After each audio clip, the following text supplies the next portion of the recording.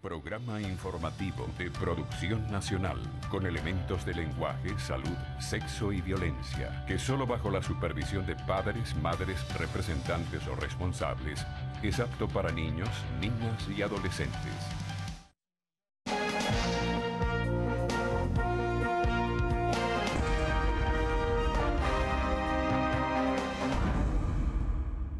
Buenos días, buen domingo, buen fin de semana para todos, amigos televidentes. Hoy voy a debatir o a dialogar con dos posiciones sobre el revocatorio. La primera representada por Jesús Chúo Torrealba y después con Hooper Roa.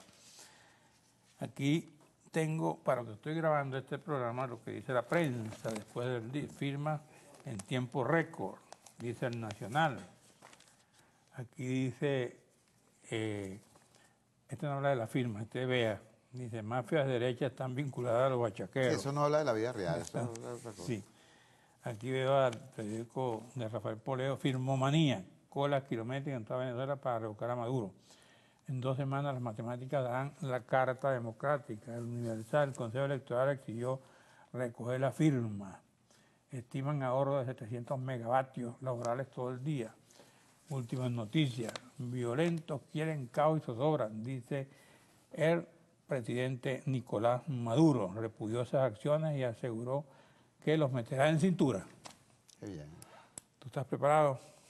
Carlos, bueno, en primer lugar, Adelante. vale, gracias por esta oportunidad. En segundo lugar, una inmensa felicitación a todo el pueblo venezolano. Creo que lo que ocurrió el pasado miércoles 27 fue una clase de ciudadanía, una lección de civismo que dio el pueblo venezolano. Yo quiero ser muy humilde en esto.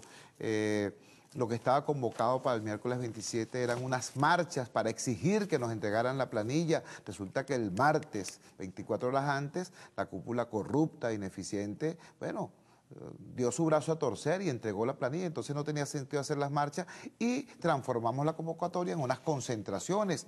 Bueno, resulta que se inició el firmazo de manera prácticamente espontánea. Tengo que informar de manera responsable que el mismo miércoles, más o menos a las 6 de la tarde, ya habíamos llegado a las 300.000 firmas. ¿Y siguieron firmando? Y hemos seguido recolectando firmas. Nosotros vamos a ¿Cuántas hacer... firmas cree que entregarán el lunes? Ustedes entregan el lunes, ¿no? Nosotros vamos a hacer un corte de cuenta el domingo a última hora. Vamos a ver el conteo final. Vamos en ese momento a iniciar el proceso de foliado y de organización de las firmas y vamos a hacer una entrega impecable, impecable, sobre todo porque después viene un proceso de validación presencial, es decir, las 195.700 y tantas firmas que corresponden al 1% exigido por el CNE van a ser luego, esos 197.000 firmantes van a ser luego convocados por el Consejo Nacional Electoral en un periodo de 5 días, es lo que dice el reglamento, para que acudan a centros, a lugares que el CNE va a designar para que ratifiquen su voluntad, digan, sí, esa firma es mía, aquí está mi huella, etcétera, etcétera, quiero que se convoque el referendo revocatorio. Después de eso, habrá un lapso de 3 días para que el CNE, en efecto, de inicio a este proceso y entonces podamos proceder a recoger las 4 millones de firmas, el 20% necesario para la convocatoria ya de la consulta electoral misma. Todo esto es lo que está planteado en el futuro inmediato, pero repito, el pueblo venezolano dio una lección y yo quisiera, de verdad, lo digo con todo el respeto del mundo, que los señores del oficialismo, aquellos señores que tienen respeto por el pueblo y que tienen respeto por la política, pasión por la política, esos señores que están en la dirección del gobierno no para hacerse amos de los contratos públicos a través de testaferros o no para hacerse pranes de un cartel de droga, no, aquellos que están en la dirigencia política del PSUV porque sienten pasión por la política, ojalá que entendieran ese termómetro del país que fue el miércoles 27.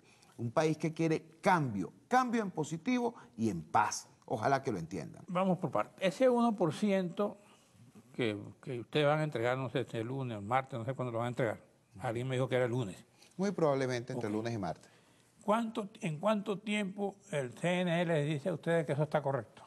El CNE debería, a partir del momento de nuestra entrega, iniciar ese periodo de validación de firmas que debe durar 5 días. No más. No más, determinado por Hábiles. reglamento.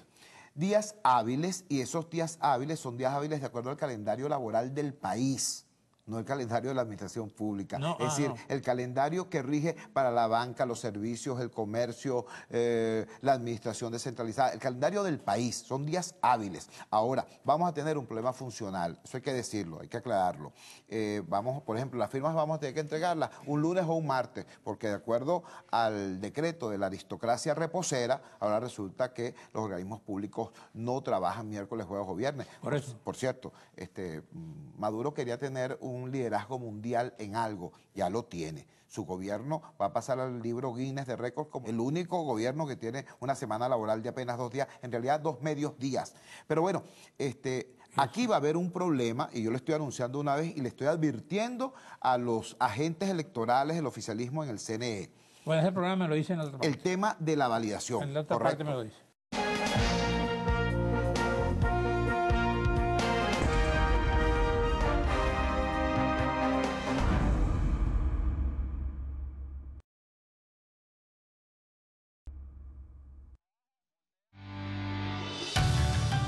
Estás viendo Diálogo con...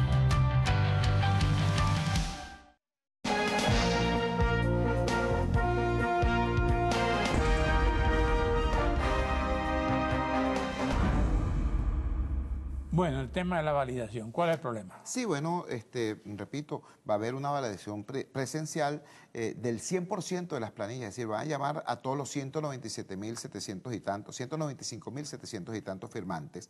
Eso tiene que ser en 5 días hábiles, continuos. Eso es lo que dice el reglamento, eso es lo que dice la ley. Si los agentes electorales, el oficialismo, el CNE, las 4 rectoras intentan otra cosa, va a ocurrir lo mismo que pasó el año pasado, va a ocurrir lo mismo que pasó con el tema de la planilla. Nos vamos a enfrentar a eso con la fuerza del pueblo, nos vamos a enfrentar a eso con la movilización popular organizada. No vamos a permitir la continuidad de una operación Morrocoy. Hay que decirle al país con claridad, cierto, derrotamos al gobierno, le arrancamos la planilla, pero el Consejo Nacional Electoral, la mayoría oficialista del Consejo Nacional Electoral, sigue violando la ley y violando su propio reglamento. Por ejemplo, el exigir que el 1% sea discriminado por Estado, eso es una violación del reglamento. El reglamento lo que establece es que es el 1% de la circunscripción donde se va a hacer el referéndum. Siendo la circunscripción nacional, deberían ser 195.000 firmas de cualquier parte del país. Ellos exigieron que fuera por estado. ¿Cuántas firmas tiene que recoger cada estado? Hay una cuota del 1% de cada estado. Nosotros lo aceptamos porque estamos seguros, bueno, como efecto pasó, que en las primeras horas ya vamos a recoger todo lo necesario. Una segunda violación. De hecho, lo recogieron. De hecho, lo recogimos, Y así dices es. tú, si es cierto que tú dijiste que ya lo habían recogido el miércoles, el mismo miércoles. El mismo miércoles, En al los cierre de estados. la jornada, En los ya estados. teníamos 300.000 firmas cubriendo En la todos los cuota estados. de los estados. Ahora, una segunda violación al reglamento. El reglamento del CNE establece que el proceso de referéndum tendría que estar regido, dirigido, coordinado por la Comisión de Participación Ciudadana del CNE, que por cierto dirige el rector Luis Emilio Rondón. Bueno, resulta que violando su propio reglamento establecieron que este proceso fuese coordinado por la Junta Nacional Electoral. O casualidad, dirige Tibisay Lucena. A la señora Lucena le decimos con todo el respeto que merece como venezolana, como ciudadana, como dama, pero con toda la firmeza con la que también hay que hablarle como agente electoral del oficialismo, que puede estar allí, puede haber violado el reglamento, pero que le va a pasar lo mismo que le pasó en el 2015. Le vamos a poner primero una montaña de firmas y luego una montaña más grande de votos. El deseo del pueblo por el cambio pacífico no lo para ningún burócrata. Y eso se demostró de manera fehaciente el pasado ¿Cómo si le miércoles. pertenece a Luis Emilio Rondón se dejó quitar eso? Bueno, recuerda que él está en una situación muy compleja, él está en un organismo prácticamente dominado por una mayoría de exmilitantes y exdirigentes del PSUV, transformadas mágicamente en independientes y en rectoras del CNE. Esa es la situación. Ahora, nosotros tenemos que tener claro que, repito, independientemente de que les ganamos, les doblamos el brazo, les arrancamos la planilla, esto va a seguir siendo un combate cuerpo a cuerpo, ¿no? Nosotros tenemos que estar marcando a esta burocracia corrupta e ineficiente y tenemos que estar cada día conscientes de que solamente la presión popular, el pueblo movilizado, va a seguir garantizando que este proceso se dé en los tiempos que tienen que darse. Es decir, que haya aquí referéndum y elecciones este año 2016. Si se cumplieran los tiempos, ¿cuándo sería el revocatorio? Nosotros deberíamos tener aquí un revocatorio perfectamente entre los meses de octubre y noviembre, de acuerdo a los tiempos establecidos en la norma. Ahora, estamos ¿Cuándo? entre octubre y noviembre. Ajá. Entre octubre y noviembre. Ahora, frente a eso, frente a ese deseo de cambio, estamos enfrentando dos operaciones.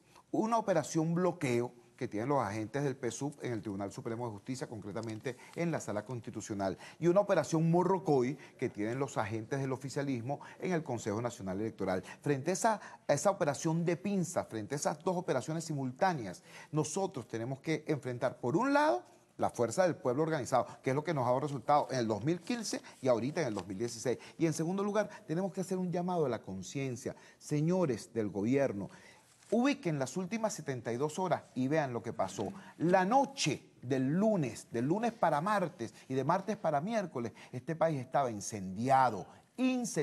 Lo que ocurrió en Maracaibo fue mucho peor que lo que ocurrió en Guarena cuando el Caracazo, mucho peor. Este país es una olla de presión y la única manera de que esta crisis sea solventada en paz y por la paz es abriendo la espita de una solución electoral. Entiendan eso, aquí no se trata de la estabilidad o no del gobiernito de Maduro, vamos a estar claros. Ni linchamiento es justicia, ni saqueo es protesta, ni Maduro es gobierno. Maduro no está presidiendo un país, Maduro está presidiendo una catástrofe, eso es otra cosa. Darle salida democrática y pacífica a esto pasa por permitir la consulta electoral, que sea el pueblo el que se exprese. Ustedes no hablaban de democracia participativa y protagónica. Bueno, dejemos que sea el soberano el que diga su palabra. ¿En dónde? En una elección presidencial. Ahora, ¿por qué ustedes creen que existe ese saboteo?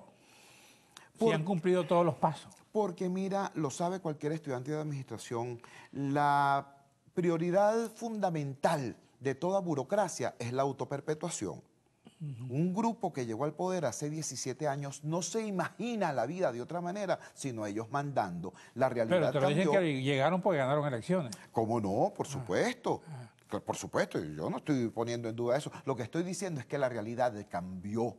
La realidad hizo que un sector fundamental de la base chavista, de mis hermanos del pueblo chavista, dijeran, este liderazgo ya no nos representa, ni éticamente, ni moralmente, ni políticamente. Estos tipos dan pena, dan vergüenza, y por eso le han retirado el apoyo. ¿Y eso se fueron para ustedes? Mira, el 6 de diciembre nosotros no hubiéramos sacado el 56% de los votos sin un porcentaje fundamental del chavismo votando por la unidad. Luego, las encuestas hoy nos dicen que entre el 70 y el 85% de la población quiere a Maduro fuera del poder. Eso es toda la oposición más un porcentaje amplísimo del oficialismo. Es decir, esta no es una pelea entre azules y rojos, esta no es una pelea entre gobierno y oposición. Esto es un país harto de la prepotencia, harto del hambre, de la inseguridad, que quiere cambio y que quiere cambio en paz, no un cambio como sea. No, un cambio como dice la Constitución, con los votos del pueblo, no con la sangre del pueblo. Por eso esa explosión de alegría el miércoles, ese firmazo espontáneo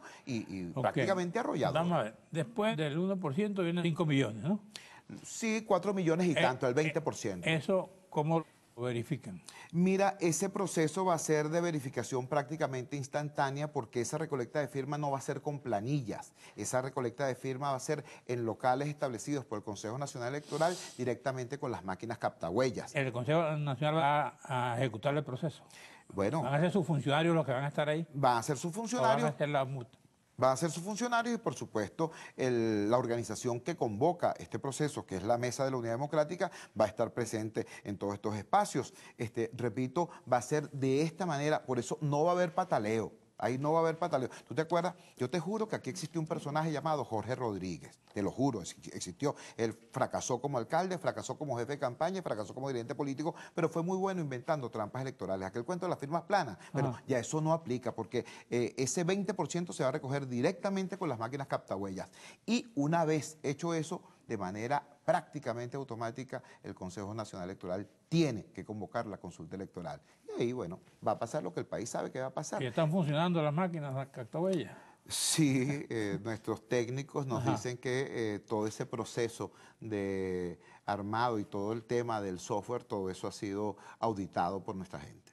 Ahora, yo te insisto, porque yo oía un a un comentarista que se identifica como Julio Coco, que él habla de que la cuestión de los días hábiles es una especie de estrategia para aplazar los lapsos del referendo revocatorio y que al final el revocatorio se da después de diciembre para que si se ejecuta, si votan en contra, el sucesor sea un vicepresidente. ¿Tú qué opinas de eso? Vamos a regresar. ¿Cómo no?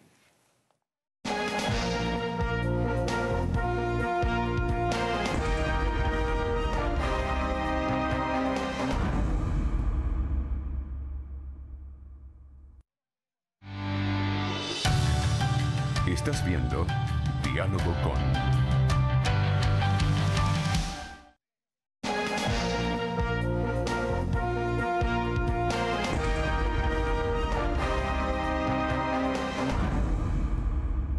Bueno, tiene la palabra, señor Chua. Sí, bueno, mencionabas el peligro que han señalado algunos de que el tema de los días laborables se transforme en una extensión de esta operación Morrocoy para dilatar el proceso.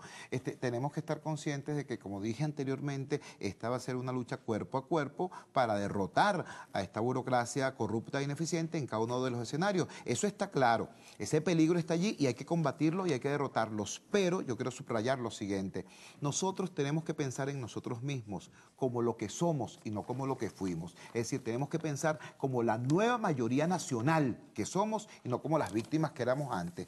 ¿Por qué digo esto? Bueno, porque el mismo día que nos dan la planilla, 24 horas antes de la excelente demostración de civismo del pueblo, entonces ya estaban unos señores vinculados a la oposición diciendo, la trampa está lista, esto está montado, van a extender los lapsos, no vamos a poder hacer revocatorio. Es decir, hay gente que es muy rápida en eso de sabotearse a sí mismo hasta las más elementales alegrías. Yo quiero decir lo siguiente, señores, está claro que la pelea es peleando y que nuestra arma es la organización y la movilización popular. Miren, aquí concurren por un lado la operación Morrocoy del gobierno y por otro lado la realidad social y económica del país que está determinando que haya solución política y constitucional rápida. Entonces, yo quiero recordarles simplemente que hace apenas 6 meses en este país había gente que decía, aquí no hay elecciones. Y si las hay, las van a ganar ellos porque la trampa está montada. Si llegara a ganarle a la oposición, se las van a robar. Y si se las roban, se las van a dejar robar porque son unas bolsas. ¿Ustedes recuerdan? Hace nada había gente que estaba diciendo eso. Bueno, resulta que hubo elecciones, que las ganamos, que defendimos el resultado y que lo estamos ejerciendo. Nada más y nada menos. ¿Qué es lo que va a pasar ahora? Bueno, exactamente lo mismo que pasó en el 2015. Hacer el trabajo, hacerlo con consistencia, con disciplina y lograr el resultado. El resultado en el 2015 fue una nueva Asamblea Nacional. El resultado en el 2016 va a ser un nuevo gobierno. En todo evento hay dos alternativas, sobre todo electorales. Lo gana o se pierde, ¿no? Sí. ¿Qué pasa si gana la oposición? ¿Hay elecciones inmediatamente? De acuerdo a la ley, si se realiza el referendo revocatorio y ganamos el referendo revocatorio, hay elecciones en 30 días. Eso es lo que dice la ley. Ahora, yo te digo una cosa con la mayor humildad del caso. Nosotros tenemos una larga experiencia administrando reveses. Y hemos tenido reveses y hemos aprendido. Aprendemos, nos reorganizamos y seguimos. Para nosotros, preparado también para la perder? posibilidad de un revés, para nosotros, repito, forma parte de nuestra experiencia. En este momento tenemos un escenario del país completamente distinto. Todas las encuestas dicen que entre 70 y 85% de la población quiere a Maduro fuera del poder. Maduro, bueno, la última cosa que hizo fue cuando, para imitar a Chávez... ¿Estás seguro que va a ganar? Yo estoy seguro que el pueblo venezolano quiere cambio. La única cosa a la que le tiene miedo el pueblo, voy a decir esto porque también hay la especulación sobre el tema de la lista de Tascón y tal y cual, pero mira, a la única cosa a la que le teme el pueblo venezolano es a que Maduro siga en el poder, a que sigan mandando los planes en los barrios de Venezuela y en las carreteras de Venezuela, a que siga no habiendo comida ni medicinas en las farmacias y en los mercados. A eso es a lo que le teme el pueblo, y el pueblo sabe que para salir de esta situación necesitamos un nuevo gobierno. Eso está clarísimo. Ojalá que, repito, los sectores conscientes, porque ya la base oficialista lo entendió, por eso es que estamos ganando, pero tiene que haber sectores de la dirigencia del PSUV que entiendan que tienen que ubicar ¿cuál quiere que sea su papel en el futuro inmediato? Si quieren convertirse en una nostalgia, ¿no? O si quieren inscribir sus posibilidades en el futuro del país, si quieren poder relanzarse como proyecto político, si quieren eso, tienen que deslastrarse del liderazgo tóxico, bueno, y regenerar ese proyecto y limpiárselo y sacar a los corruptos. Okay. ¿Qué pasa si al revés, si pierden el revocatorio? Si perdemos el revocatorio, mira, esa es una posibilidad. Yo te lo voy a responder porque forma parte del ABC, ¿no? Bueno, si uno va a una competencia, uno puede ganar, uno puede perder. En este momento, todas las probabilidades indican que nosotros no solamente vamos a ganar el revocatorio, sino que el oficialismo no está en condiciones de ganar ni una reina de carnaval, ni una junta de condominio en los próximos 10 años. Eso lo dice, mira, Dios, hasta Schemel dice eso. Échale pierna, pues. Ahora, ¿qué pasa? O que gana el diálogo, el entendimiento. Se agregan a los perdedores, llaman a los perdedores. No, hermano ¿Cómo querido, vamos a una reconciliación nacional? Carlos, yo tengo prácticamente todo este programa dirigiéndome a aquellos sectores del oficialismo que quieran hacer política de verdad y que quieran reinventar su proyecto, a que se incorporen a esta dinámica de cambio en positivo y de cambio pacífico del país. Porque, por cierto, ese diálogo ya empezó hace bastante tiempo. ¿Cómo se llama tu programa? Pues diálogo con. Nosotros tenemos un diálogo amplio y fructífero con la base chavista. Si no, no hubiéramos ganado el 6 de diciembre, si no, no estuviéramos ganando ahorita. Y por cierto, hay que decirlo también, hay sectores con poder económico vinculados hasta ahora al oficialismo que están diciendo ya va, para que todas estas empresas que hemos comprado, estas aseguradoras que hemos comprado, estos bancos que hemos comprado, estos medios de comunicación que hemos comprado, para que todo este poder siga teniendo sentido, Venezuela tiene que seguir existiendo y existiendo en paz, con o sin Maduro en el poder. Lo están diciendo, lo están diciendo. Así que ese grupete está cada vez más aislado, se quedó sin pueblo y ahora hasta la boniburguesía los mira como gallina que mira sal. Entonces, entiendan, por su bien, incluso como proyecto político, tienen que redefinirse, tienen que relanzarse y tienen que deslastrarse de esos líderes que más que líderes son como un yunque que tienen atado el pescuezo.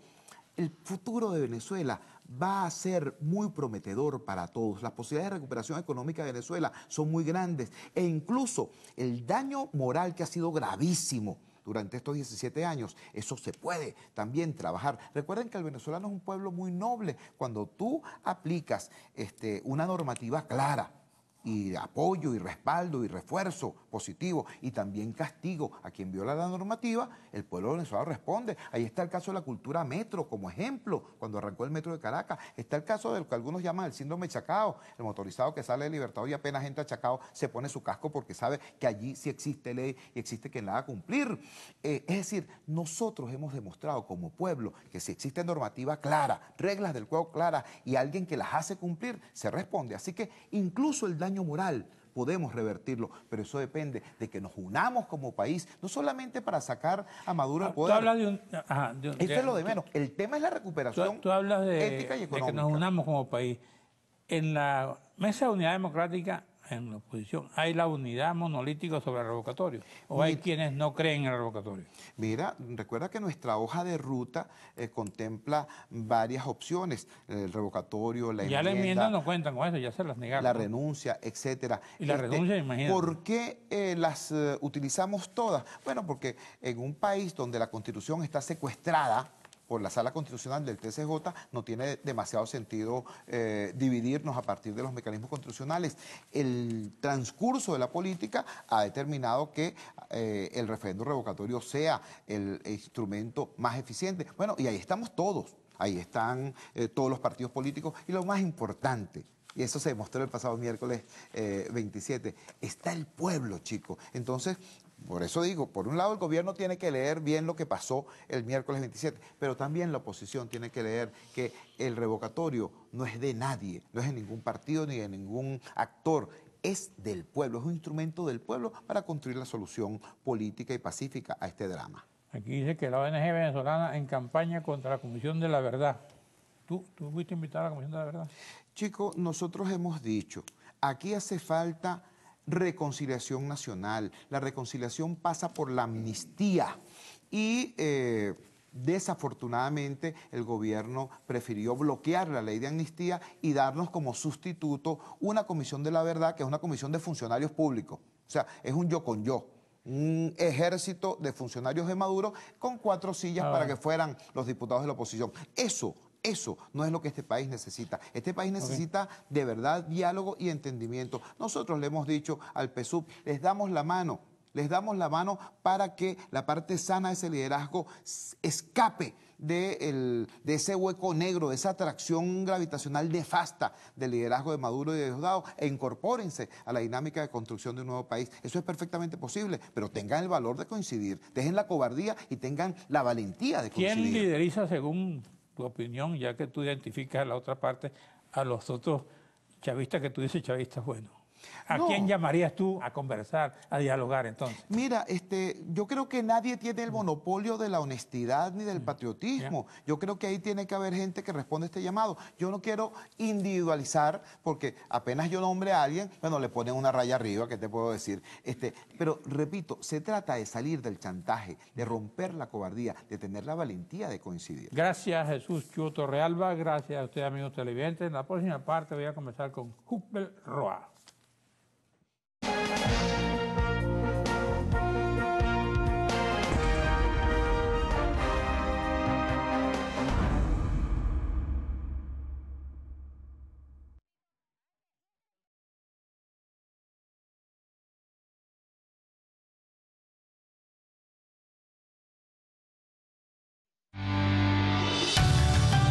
Estás viendo Diálogo con...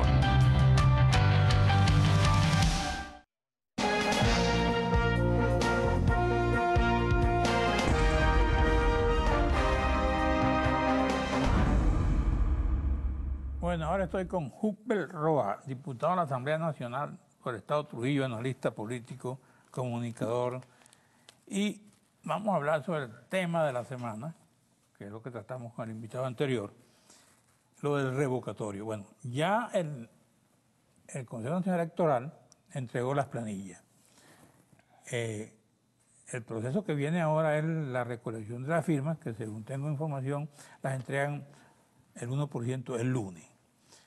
Tú, desde tu punto de vista, ¿qué es lo que percibes de este proceso? ¿Hay revocatorio? ¿No hay revocatorio? ¿Qué piensas tú? Mira, primero nosotros tenemos que reconocer que esta es una institución creada por la Constitución de 1999 y que fue promovida precisamente por nosotros como revolución, y que es un canal que debe usarse tal como lo establece el Consejo Nacional Electoral, apegado a las leyes de la República. Nosotros de verdad, ojalá este sea el camino o las vías democráticas que de verdad quiera usar la oposición venezolana. Nosotros no tememos. De hecho, la está usando, pues ya no tiene las planillas, ya firmaron. Bueno, ¿Qué otra demostración te pueden dar? Bueno, no, es que pueden dar demostraciones de estar usando el referéndum como cortina de humo para proseguir en sus planes violentos contra la democracia venezolana. ¿O te parece? Bueno, por ejemplo, los hechos que vienen ocurriendo en distintos estados del país, donde se aprovechan de cualquier circunstancia para buscar alterar el orden público. Esto es parte, fíjate. Y cualquier circunstancia es un apagón de 10 horas. Mira, nosotros hemos hablado, y ya que tú hablas de apagones, nosotros yo creo que tenemos que, ciertos temas que ocurren en el país, tenemos que ser muy responsables cuando se tocan. O sea, de no reconocer la situación que hoy ocurre en Venezuela con respecto al tema eléctrico, ser responsable de parte dentro del gobierno como de oposición. Nosotros sabemos que hay un fenómeno climático que ha afectado fuertemente nuestro principal generador hidroeléctrico, en este caso el Guri, y que bueno, ha creado consecuencias graves en toda la población venezolana. Concretamente, ¿qué piensas tú sobre el revocatorio? Mira, eso es tú lo has dicho, andan buscando la firma. Nosotros trabajaremos y estamos seguros que si esa batalla va a darse, nosotros vamos a defender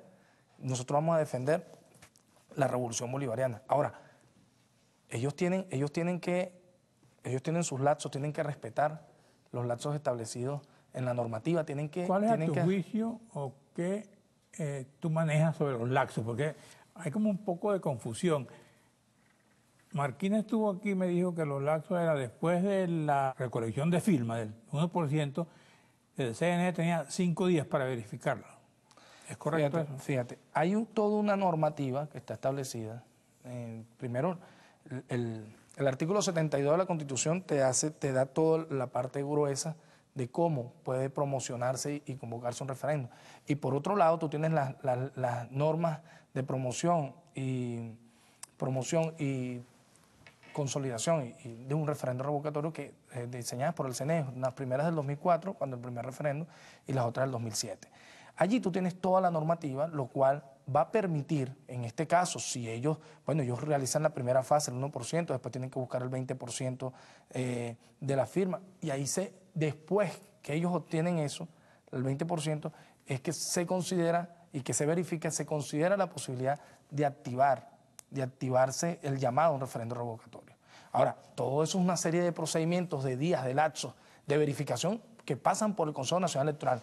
No es que es la Asamblea Nacional que decide tal día es el referéndum, no, porque ellos han querido hacer una ley que inclusive altera lo que establece la norma constitucional. Pero al final, ¿cuánto tiempo para...? Mira, los lapsos están establecidos ahí en el Consejo Nacional, en la normativa del Consejo Nacional Electoral. Para la oposición, antes de diciembre, hay revocatorio. Bueno, eso es lo que ellos aspiran, como te dije.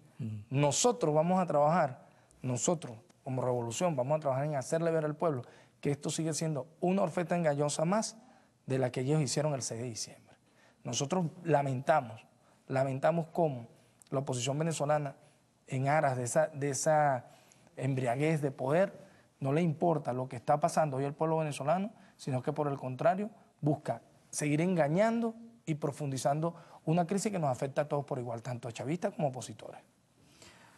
Ahora, cuando tú hablas de la crisis que nos afecta a todos, y de hecho nos está afectando a todos, porque a la escasez, a las colas, se suman ahora la crisis de Guri. Entonces, ¿qué información tienes tú sobre Guri? ¿Qué información tienen ustedes o qué información les ha dado internamente el ministro de Energía Eléctrica sobre lo que está pasando en Guri? Mire, yo creo que el ministro ha sido bastante transparente, de hecho ha hecho público él mismo, ha sobrevolado, ha estado allí donde eran fuentes donde debería haber casi 32 metros de altura de agua y no hay nada. O sea, el Guri está en una fase crítica y se aspira en estas próximas 2 semanas con la llegada de las lluvias pueda comenzar su fase de recuperación, que es necesario porque no es que comenzó a llover y ya mañana tenemos la energía, ¿no? Es necesario con la llegada de las lluvias pueda recuperarse la afluente de agua y poder comenzar a bombearse la energía y poder generarse la energía necesaria. No recordemos que el Guri significa casi más del 50% de la generación del consumo energético del país, y esto no es un secreto para nadie, esto tenemos que tenerlo en cuenta y es bastante triste, Carlos. Fíjate, en Colombia el presidente salió dando una rueda de prensa con una vela, o sea, diciendo que había que usar una vela, presidente santo. Situación, con el mismo fenómeno, tuvo que apagar medio país. Eso no es secreto, eso ocurrió en Colombia. Ajá. Y bueno, ¿cuál es la diferencia? Que aquí la clase política, la clase política venezolana, la clase política colombiana entiende la situación del fenómeno. Aquí han buscado cualquier situación, Carlos, cualquier situación para seguir generando violencia y zozobra en la población. Eso no construye país. Y lamentablemente, por eso insisto en que la oposición que nosotros tenemos no está preparada para gobernar, ni está preparada para llevar las riendas de este país. Eso es lo que está ocurriendo en Venezuela. ¿Por qué? Porque es una oposición incapaz, que no tiene proyecto de país, que no es capaz de entender qué ocurrió en Venezuela después de 1999, que no es capaz de entender que este pueblo maduró, comenzó a asumir, entendió que debe empoderarse del poder para poder profundizar y hacer justicia social, y que muchos piensan que esto se puede resolver con una varita mágica, y eso sabemos que puede convertirse en un arma de doble filo. Bueno, está bien, pero cuando tú hablas con las personas, en las colas, con el trabajador, te dicen, no, es que lo que pasa es que yo no encuentro la comida, yo no encuentro la medicina para mi hijo, no encuentro nada. Pues, y si lo encuentro tengo que caminar por todas partes o tengo que pagar a los bachaqueros. Y esa situación todavía no acaba de resolverse. Claro, y es una situación que tiene varios componentes, Carlos. Uno, innegable, y tú lo sabes, que el agotamiento del modelo rentista y que se plasma en la caída de los precios petroleros que demuestran pues, que seguíamos siendo, y esto no lo hemos negado, seguimos siendo y nos hemos comportado, aún después de la llegada del comandante Hugo Chávez al poder, nosotros seguimos siendo un país rentista y hoy por hoy somos más rentistas que nunca. La fase, el mismo presidente Nicolás Maduro, la fase en la que debemos entrar de pasar una economía productiva, bueno, eso no es de un día para otro. Yo oí un analista diciendo que en el pasado el petróleo llegó a $8 y no hubo esta situación. Vamos a un receso, te hago la pregunta.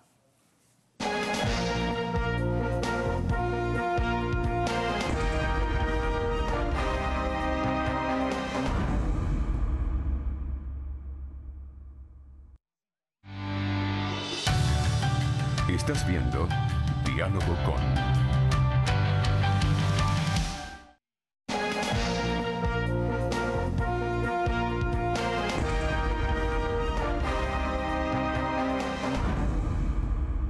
Decía que en el pasado el petróleo estuvo, según los analistas, $8 el barril y no hubo esta situación de escasez, de cola, de electricidad. Bueno, por cierto. Igual hubo verano.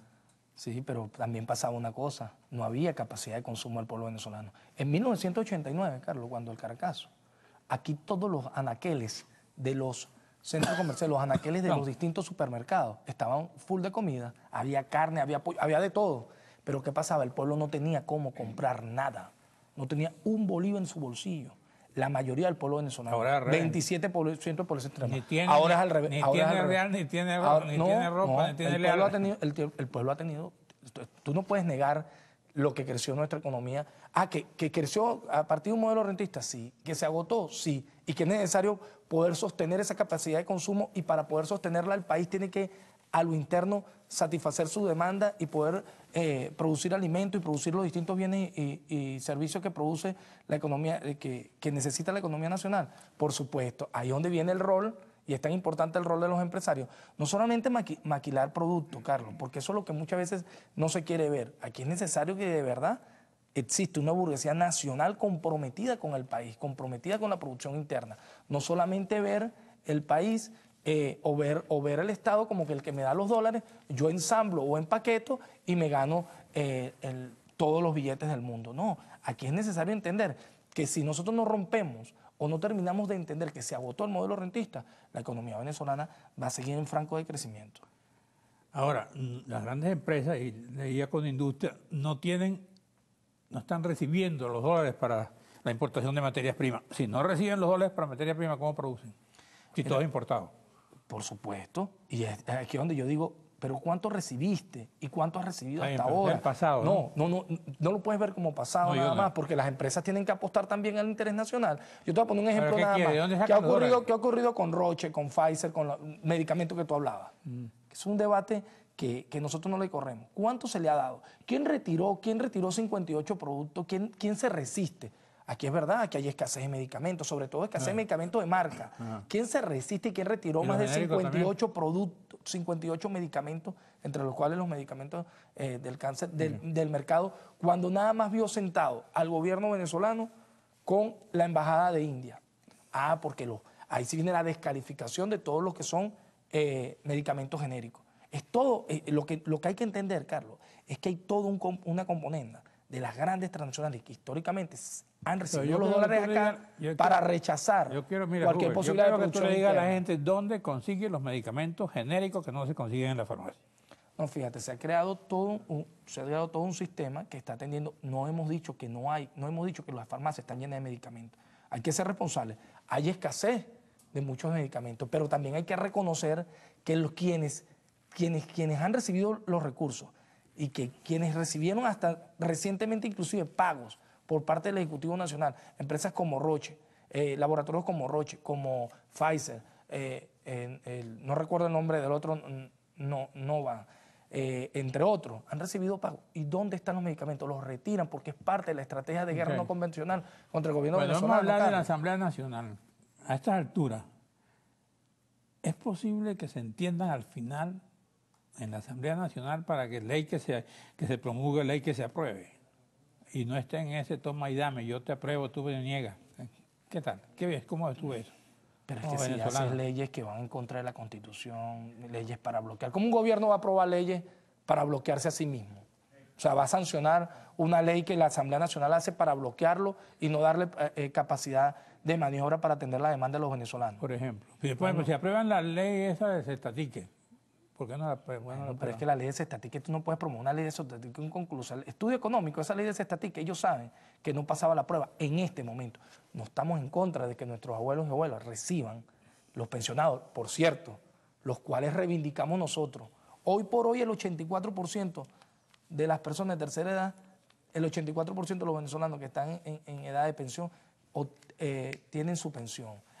Que había que dar la ley de cestatique, perfecto, pero ¿dónde está la fuente? La fuente de financiamiento de la misma, ahorita en estos momentos que tenemos un petróleo por debajo de $30. O sea, hay que ser serio y responsable. Si tú estás en una Asamblea Nacional, tú estás para destruir a un poder o para coadyuvar con los poderes, porque que yo sepa, la división de poderes no es que un poder está por encima de otro o un poder se consolida para destruir a otro poder. Eso no tiene nada que ver ni con lo que planteó Montesquieu, ni con lo que plantea la Constitución de la República Bolivariana de Venezuela. Bueno, entonces, ¿tú no ves entendimiento en la Asamblea Nacional? Mira, mientras la Asamblea Nacional, es más, yo me atrevo a denunciar, aprovechar todo espacio para denunciar acá, creemos que la Asamblea Nacional es el caballo de Troya de la democracia venezolana en estos momentos. Esa directiva junto a ese grupo de parlamentarios, los cuales, ojalá de verdad ellos crean en esto que están haciendo, buscar la firma. Nosotros creemos que simplemente buscar todas estas leyes que hacen, que son inconstitucionales por donde tú las veas, porque no hay que ser estudiantes del derecho o abogados para entender que son leyes. Toda ley que va en contra de los principios máximos de la Constitución es inconstitucional. Entonces, te digo esto porque si ellos insisten en hacer leyes así para descalificar nuestra sala constitucional y buscar la confrontación con el Ejecutivo, creemos que la próxima fase que ellos puedan estar prestándose como asamblea es buscar establecer un juicio político contra el presidente y hacer lo mismo que se hizo en Paraguay, hacer lo mismo que se hizo en Honduras y lo que se está haciendo actualmente en Brasil. Utilizar el Parlamento para un golpe de Estado. Pero lo prevé en la Constitución, ¿no? Lo de Brasil. No, en Brasil se utilizó cualquier excusa, Vilma, ya por los ejemplo, golpes. Vilma ha aceptado lo que ha dicho el Parlamento, ¿no? Se está sometiendo a lo que venga según ha declarado. No, Dilma, Una cosa es que ella denuncie que es un golpe, otra cosa es que no acepte. Pero ella está aceptando. No, pero es que a ella se le está montando, se está haciendo un montaje. Es que nosotros aquí, nosotros lo que han dictado las instituciones venezolanas lo hemos aceptado. Ellos van a aceptar, ellos cuando hagan eso, porque nosotros creemos que lo van a hacer. La próxima fase del Parlamento venezolano es consolidar un golpe de Estado contra Nicolás Maduro. ¿Cómo te cuenta eso? Bueno, porque es todo reaccionar. Mira, no ha sido un Parlamento que ha hecho leyes para atender a los problemas que hoy tienen los venezolanos.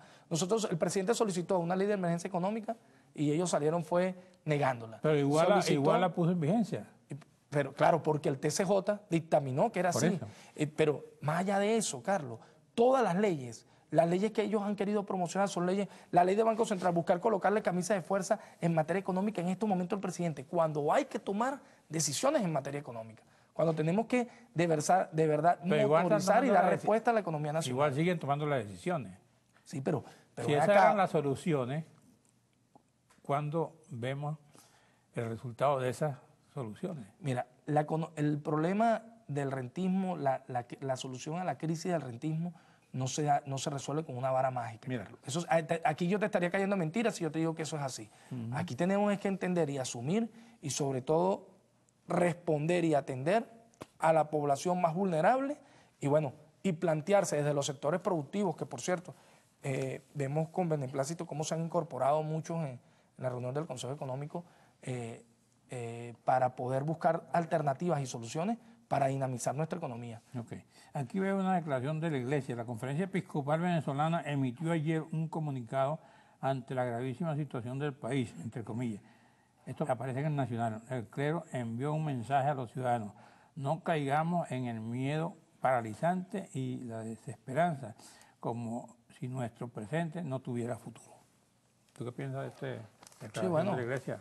Tú eres católico, ¿no? Ojalá, por supuesto, ojalá la Iglesia haga entrar en razón a la oposición venezolana que nunca ha reconocido que aquí desde 1999 en adelante surgió una fuerza consolidada como el chavismo, que con los errores que podamos haber cometido, existimos y hemos consolidado una nueva estructura en el país que no puede vulnerarse ni se puede dejar a un lado y hacerla invisible. Nosotros creemos que nunca la oposición venezolana, Carlos, ha reconocido y ha entendido hacia dónde avanza el pueblo venezolano. Y por eso te he dicho, ellos no tienen capacidad de gobernar. Aquí están unos periódicos, dice, el Nuevo País Filmomanía, colas kilométricas en toda Venezuela. En 2 semanas las matemáticas darán para la Carta Democrática, el Nuevo País. El Nacional dice luego aquí, la carne de primera es sustituida por bofe, costilla y panza. ¿Qué te gusta a ti de ese menú? No, bueno, o sea, eso es parte de esa manipulación. Si nosotros la Carta Democrática no se puede aplicar, dice aquí última noticia Bernardo Álvarez. Y García Plaza coordina el golpe, dice Cabello. ¿Qué opinas tú de todas esas cosas? Todo eso es parte de la estrategia que hay contra el cerco que se le ha hecho al país, Carlos. No solo es la capacidad o la forma como se mueve la derecha latinoamericana y cómo sus esbirros acá en el país se han prestado para descalificar el país. ¿Tú sabes qué es preocupante, Carlos? Ver cómo se ha lanzado toda una campaña internacional de bloqueo y descalificación de nuestro país. Bueno. Eso nos debería preocupar a todos y ojalá de verdad las personas conscientes de la oposición venezolana entiendan que el único camino es la paz. Gracias, Cucbel Roa, gracias a ustedes, amigos televidentes. Nos veremos aquí el próximo domingo a esta misma hora.